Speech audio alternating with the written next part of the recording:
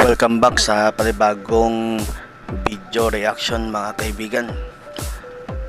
Ang tatalakay ko ngayon isang power saving device or energy saving device naman. Pero ito may pangalan na iba. Power and Save. No po. Power and Save. Nakita ko po ito sa YouTube na kumakalat-kalat na rin. Pilipino po yung ano nito, yung gumawa or product nila, ganyan. So magre-react lang po ako rito kasi nga ay pala naman natin yung energy saving device, diba? Hindi naman talaga nakaka-save yan eh. Minomodos tayo yan eh. So re-react lang tayo. So simulan na natin yung pagre-react niyan. Ito yung plug and save. Plug and save pala, hindi pala power and save. Plug and save yung. So galing. Produkto daw nila to mga kaibigan. Sila pa nagsabi niyan. Tapos meron ditong 3 common causes. Ayan, nababasa nyo. Okay.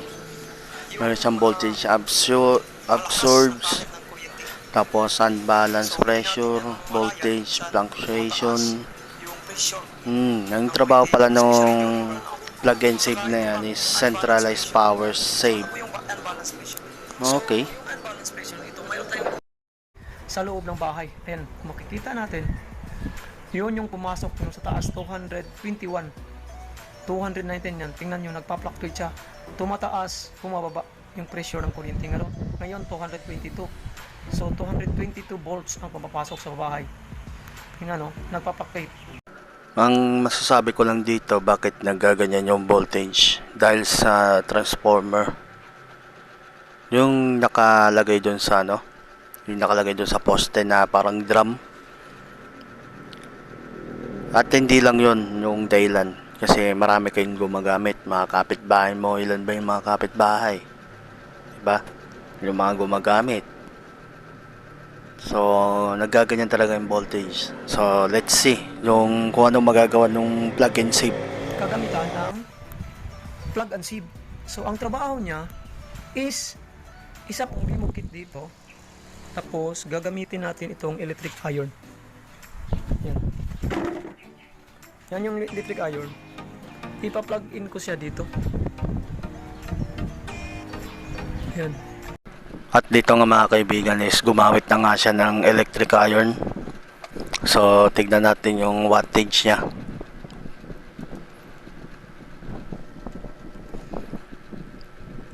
Parang ni-max niya ata.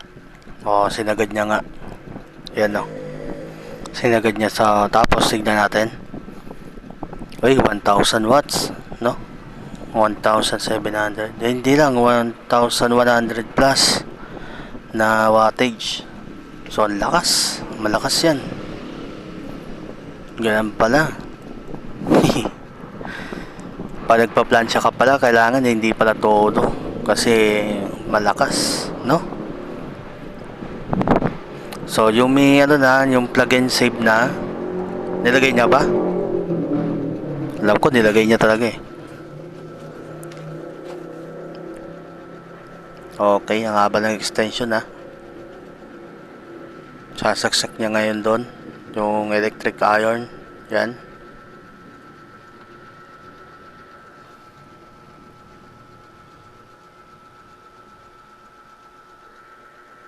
O yun. Okay, ganun pa rin naman. Sinaksak lang naman niya eh. Direkta pala yung saksak. Wala pa si plug and save. Okay.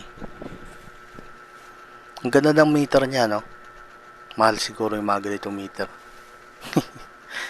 Parang gusto kong bumili ng ganun ah.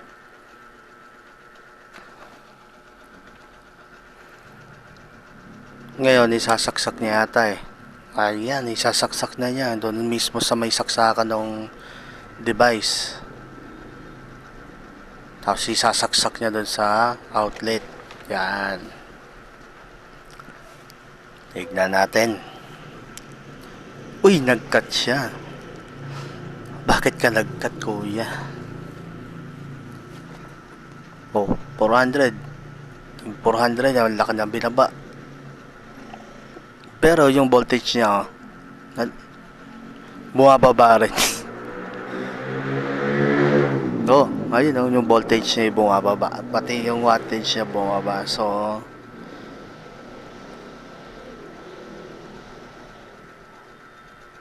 nakakasib ba to? Palagay ko.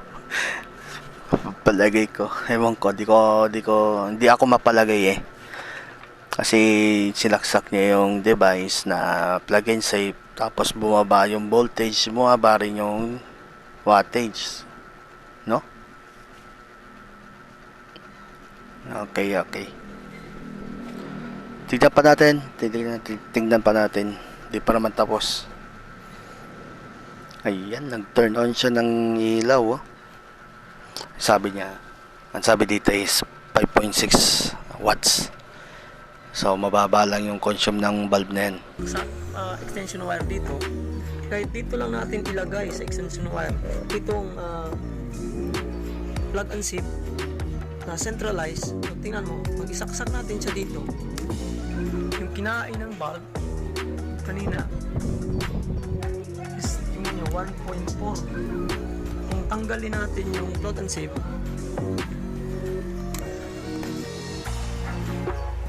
so 5.5 watts. So ibalik natin yung plug and sip dito, isaksak. Ayan. Nagiging 1.3 na lang. So, napansin natin yan mga kaibigan, ano? Nilagay niya yung plug and save device dun sa extension na walang nakasaksak na iba sa kanya. Bumaba yung kanyang wattage na 1.2, 1.5. So, mahina na yun. Wala na yung brightness nun. Pag ganun, hinigop nung device yung energy na dapat pinoprovide ng isang ilaw. At yung electric fan, mararamdaman yan.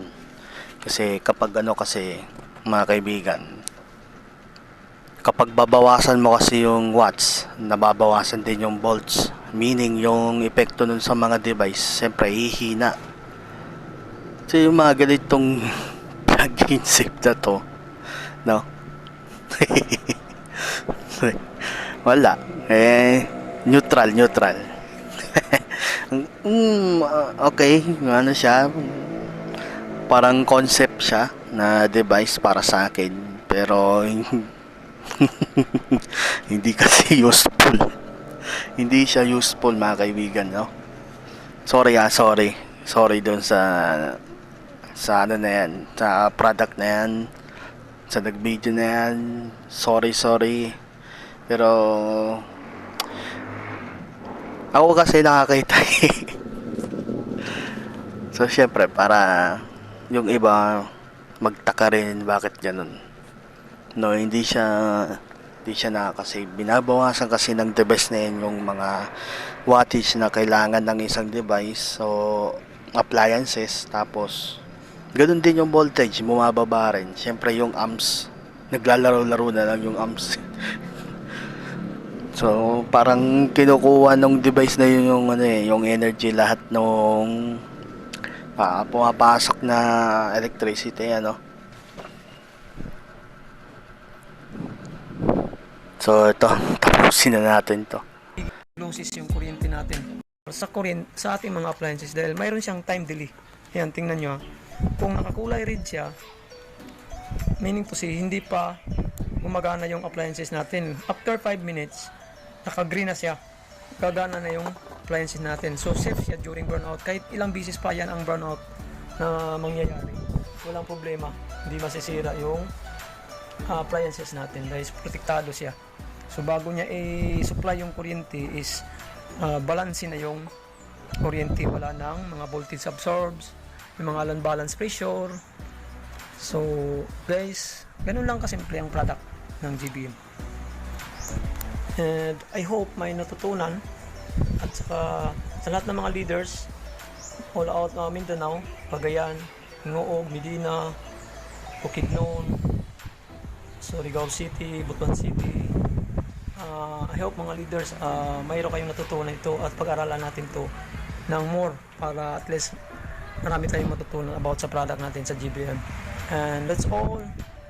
Para sa akin mga kaibigan, may natutunan din naman ako dyan, no? May natutunan ako sa kanya. The more na nagsaksak ka, the more na madadagdagan yung cost ng yung binabayaran mo sa Meralco o kaya kung anong electric company yan. Sa madaling salita na lang mga kaibigan is, kapag marami kayong nakasaksak lagi na appliances, the more na tumataas yung bill nyo, no? Dapat kasi kapag hindi nyo ginagamit yung mga appliances, bunutin nyo na, maliban lang sa rep. Lahat pwede nyo bunutin sa saksakan maliban dun sa rep. Siyempre food storage yun. Okay, yun lang. Makakasave kayo sa way na yun kaysa yung bili kayo ng ganyan, bili kayo ng device na ganyan para makasave kayo. Hindi, wag na kayong bibili ng ganyan. So hanggang dito na lang mga kaibigan, hanggang sa muli, bye bye.